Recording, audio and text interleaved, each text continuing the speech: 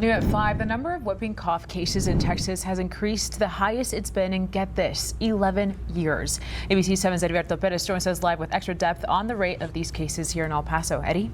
Good afternoon, Marcel. The state of Texas has recorded more than 3,500 cases of whooping cough so far this year. In the borderland, the city of El Paso has seen 20 this year so far, compared to 3 cases recorded last year. And whooping cough is especially contagious among children, but adults can spread it too. It is a bacterial infection that causes a lot of coughing.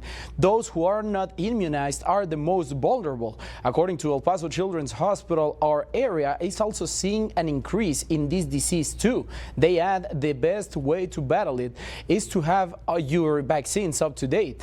And the infection control director at the hospital says there's been a decline in people not getting vaccinated since the COVID-19 pandemic finished. He also shared some tips on how to avoid getting whooping cough. And again, I cannot stress enough, making sure that we're washing our hands. If we're sick, we stay home. If we have to go out into the community and we know that we're coughing, let's wear a mask.